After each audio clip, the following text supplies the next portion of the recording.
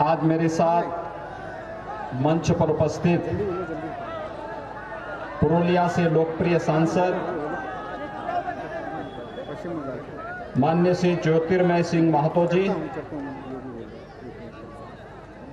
Bharatiya Janata party के जिला के अध्यक्ष श्रीमान विद्यासागर चक्रवर्ती जी, जिला महामंत्री श्री विवेक रांगा जी, शंकर महतो जी, जिला उपाध्यक्ष रोबिन सिंह देव जी, विनोद तिवारी जी, विनोद सिंह जी, संजीव महतो जी, महिला मोर्चा की जिलाध्यक्ष कावेरी चटर्जी और भारतीय जनता पार्टी के लोकप्रिय प्रत्याशी श्री पानेश्वर महतो जी और तमाम बाधाओं को तोड़ते हुए इस सभा में उपस्थित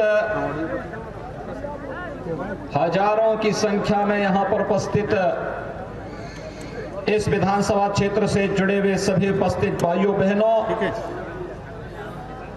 मैं आप सबका दोनों जगह हृदय से अभिनंदन करता हूं, स्वागत करता हूं। मेरे लिए यह अत्यंत महत्वपूर्ण है कि मैं स्वयं मर्यादा पुरुषोत्तम भगवान श्री राम और लीलाधारी भगवान श्री कृष्ण की पावन धरती से परमहंस राम कृष्ण जी की इस पावन धरती पर आया हूं। इसके लिए मैं आप सबका हृदय से अभिनंदन करता हूं, स्वागत करता हूं।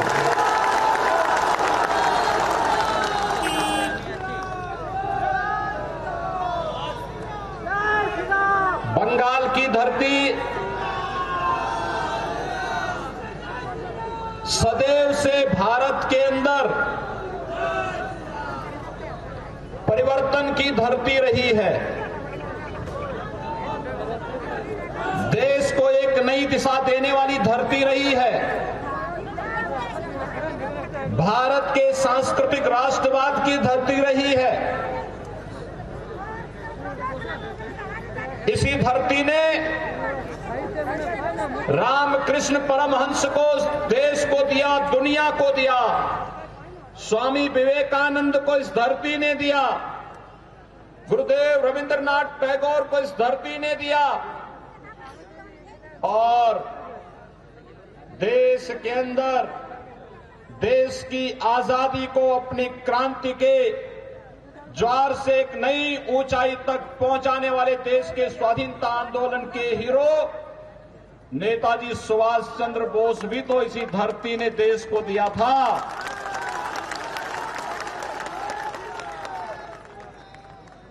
भारतीय जनसंघ के संस्थापक अध्यक्ष डॉक्टर श्यामा प्रसाद मुखर्जी भी बंगाल की ही धरती में पैदा हुए थे। भाइयों बहनों, महान वैज्ञानिक जगदीश चंद्र बसु की धरती भी बंगाल ही है और भारत के अंदर अनेक आध्यात्मिक और सांस्कृतिक आंदोलन की गवाह बनी ये बंगाल की धरती। ये वही धरती है जिसने भारत को राष्ट्रगान जन गण मन भी दिया और जिस धरती ने वंदे मातरम का अमर गीत भी भारत को दे करके एक राष्ट्र गीत भी भारत की धरती को समर्पित किया। और इसलिए मैं बंगाल की धरती को कोटि कोटि नमन करता हूं। भाइयों बहनों, मैं आपके उत्साह का अभिनंदन करता हूं और मैं आपकी पीड़ा को भी जानता हूं, लेकिन ये पीड़ा ज्यादा दिन तक अब नहीं रहने वाली है। इसी का समाधान करने के लिए भारतीय जनता पार्टी आपके पास आई है और आपसे कहने के लिए आई है। मैं जब मंच पर आया तो मुझे 3 शहीद परिवार भारतीय जनता पार्टी के जो कार्यकर्ता, जिन्हें टीएमसी के परिवारों ने जिनकी हत्या कर दी थी, निर्मम हत्या कर दी थी, वे 3 परिवार इस मंच पर मेरे साथ यहां पर आए थे। उन्होंने मुझसे अपना परिचय दिया। मुझे देख करके यहां की टीएमसी की सरकार की गुंडागिर्दी और उनके अमानवीय कृत्यों पर देख करके क्षोभ हो रहा था। और तब मुझे लग रहा था कि अब इनके बहुत लंबे समय तक इनकी गुंडागिर्दी और इनकी अराजकता अब नहीं चल पाएगी। मात्र 45 दिन बाकी हैं। 2 मई के बाद टीएमसी की सरकार की विदाई सुनिश्चित है।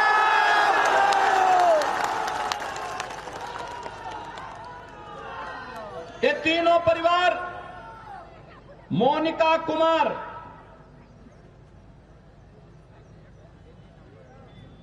हरिराम महतो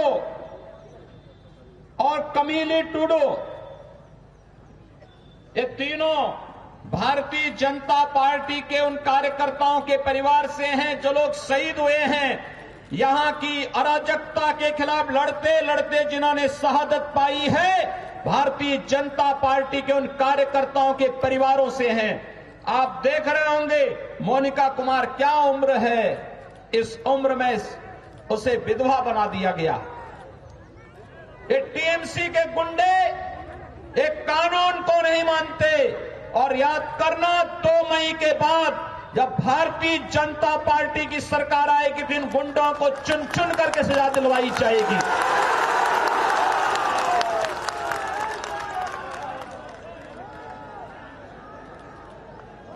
श्रीमती कमीली टुडू को देखो, इस उम्र में भी उसके साथ, और श्री हरिराम महतो, जिनके परिवार के सदस्य की हत्या इसलिए कर दी थी क्योंकि वो चाहते थे कि यहां पर बंगाल के अंदर बंगाल के गरीबों को भी शासन की सुविधा का लाभ मिलना चाहिए, और एक कार्य भारतीय जनता पार्टी कर सकती है। इसलिए टीएमसी के गुंडों ने उनकी निर्मम हत्या कर दी थी। भाइयों बहनों, यह अराजकता बहुत दिनों तक नहीं चलेगी, और इसीलिए आज आप सबका आह्वान करने के लिए मैं आया हूं। याद करिए, 2019 में भी मैं यहां आया था, और पुरुलिया में तब मेरे कार्यक्रम को यहां की मुख्यमंत्री ने उस पर पाबंदी लगा दी थी, मेरा हेलीकॉप्टर नहीं उतरने दिया था।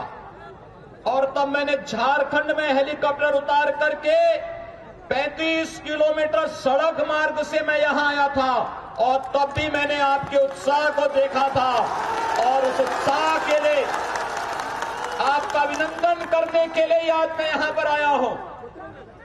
जब बंगाल में चुनाव प्रचार का शुभारंभ करना था तो मैंने कहा पुरुलिया से ही करूंगा।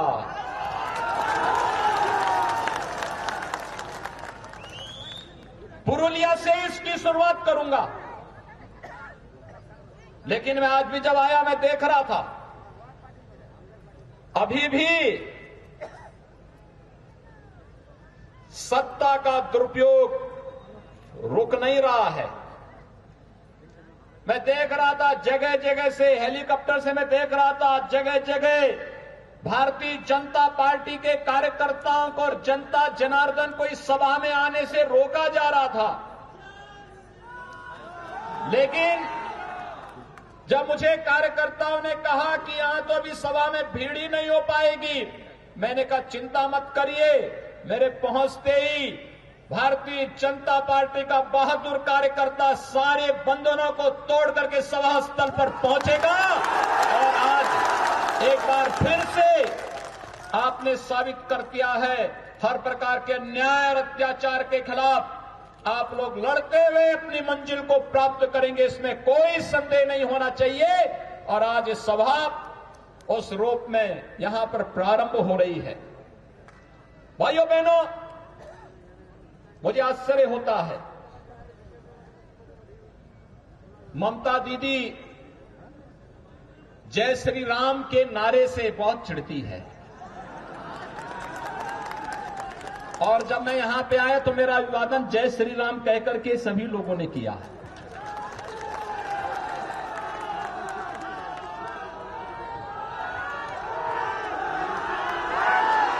मुझे आश्चर्य होता है।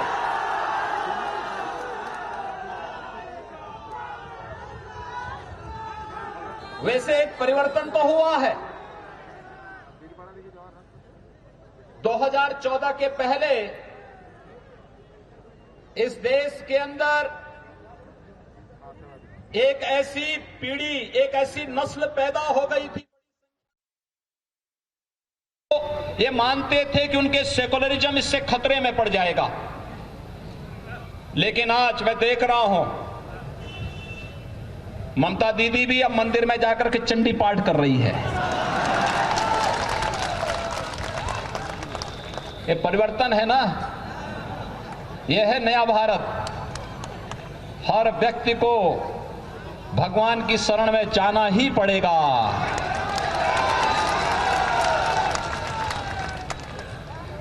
वैसे कांग्रेस के नेता राहुल जी भी चुनाव के समय मंदिर मंदिर जाते हैं और एक जगह तो मंदिर में ऐसे बैठ गए कि उनको पुजारी को टोकना पड़ा। कह रहे ये मंदिर है, आसन ठीक ढंग से बैठिए। वो ऐसे बैठ रहे थे जैसे कोई नमाज पढ़ने के लिए बैठता है। तो पुजारी को समझाना पड़ा, कहा भाई ये मंदिर है, पवित्र स्थान है और यहां की पवित्रता और यहां की मर्यादा का ख्याल रखो। लेकिन कम से कम सबका साथ सबके विकास के मोदी जी के मंत्र ने गरीबों को मकान भी दिया, विद्युत कनेक्शन भी दिया, स्वास्थ्य की सुविधा भी दी, किसानों को किसान सम्मान निधि भी देश के अंदर दिया और सभी लोगों को आपकी आस्था का सम्मान करने के लिए भी मजबूर कर दिया है कि आज कोई चंडी का पाठ कर रहा है, कोई मंदिरों में जाकर के दर्शन करने के लिए मजबूर हो रहा है। ये सबसे बड़ी वैचारिक विजय हम सबकी है।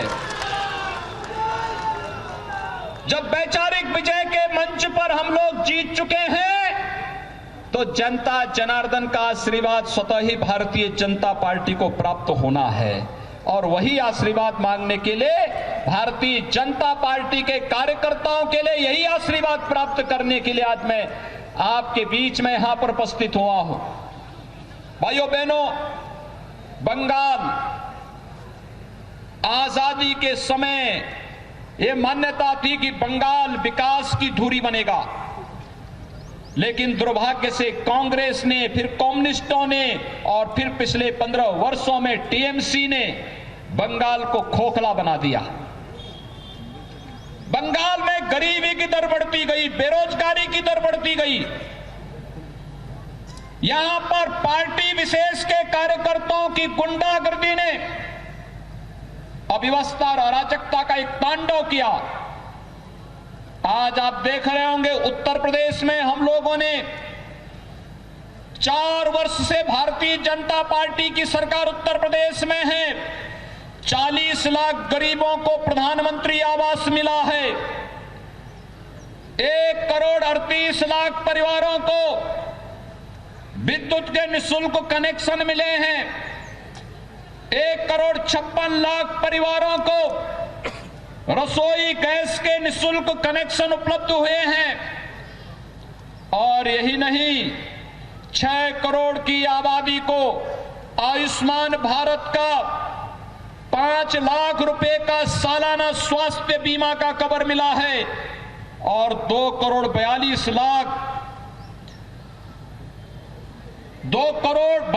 लाख किसानों को प्रधानमंत्री किसान सम्मान निधि का लाभ अकेले उत्तर प्रदेश में मिला है। भाइयों बहनों, उत्तर प्रदेश जैसे बड़े राज्य में इतनी सुविधाएं मिल सकती हैं तो बंगाल में क्यों नहीं? बंगाल में टीएमसी की सरकार जनता को इन विकास की सुविधाओं से वंचित करना चाहती है, इन सुविधाओं को नहीं लेने देना चाहती है और यही कारण है विकास के मोर्चे पर बंगाल पिछड़ता गया। यहां गरीबी बढ़ती गई, बेरोजगारी बढ़ती गई और आज इसीलिए प्रधानमंत्री मोदी जी के आह्वान पर, अमित शाह जी के, गृह मंत्री अमित शाह जी के आह्वान पर भारतीय जनता पार्टी के राष्ट्रीय अध्यक्ष माननीय श्री जगत प्रकाश नड्डा जी के आह्वान पर भारतीय जनता पार्टी का एक एक कार्यकर्ता बंगाल के नागरिकों को न्याय देने के लिए एक बार फिर से इस चुनावी समर में सबके सामने आया है और मैं आप सबका आह्वान करना चाहूंगा। बंगाल को टीएमसी, कांग्रेस और कम्युनिस्टों की गुंडागर्दी का अड्डा नहीं बनने देना है और इसके लिए हमें एक बार फिर से अंगड़ाई लेनी पड़ेगी।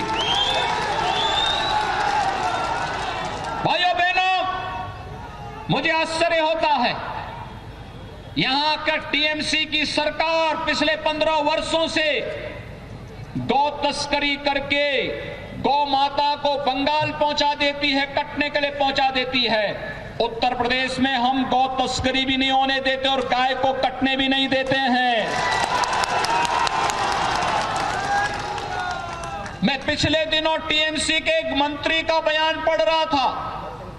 वो बेशर्मी के साथ गाय को काटने की वकालत कर रहा था। पता नहीं क्यों ममता दीदी ने उसे अपने मंत्रिमंडल में रखा था। उसको उसी दिन बर्खास्त करके बाहर का रास्ता दिखाना चाहिए था, लेकिन क्योंकि उनकी नेता स्वयं ही इस बात के लिए उनको प्रश्रय देती है। यहां पर अवैध घुसपैठ के कारण पश्चिमी बंगाल में और खासतौर पर इस सीमावर्ती क्षेत्रों में यहां के गरीबों का राशन अवैध रूप से घुसपैठ करने वाले लोग खा जाते हैं और यहां का गरीब देखता ही रह जाता, उसको सुविधा का लाभ नहीं मिल पाता है। लेकिन भारतीय जनता पार्टी आज आपके सामने इन सभी समस्याओं का समाधान लेकर के आई है और इसलिए मेरी आप सबसे अपील है, भारतीय जनता पार्टी के प्रत्याशी श्री बानेश्वर महतो को भारतीय जनता पार्टी ने अपने प्रत्याशी के रूप में आपके बीच में उतारा है और मेरी आप सबसे अपील है, भाइयों बहनों, श्री बानेश्वर महतो एक जुझारू कार्यकर्ता है, आपके लिए लड़ाई लड़ने की क्षमता रखता है। यहां के सांसद श्री ज्योतिर्मय सिंह महतो के साथ मिलकर के विकास के कार्यों को एक नई ऊंचाइयों तक पहुंचाने का कार्य करेगा और इसके लिए श्री बानेश्वर महतो को भारतीय जनता पार्टी ने अपना प्रत्याशी बना करके आपके बीच में उतारा है। बानेश्वर महतो के समर्थन में आप सभी सहयोग करेंगे?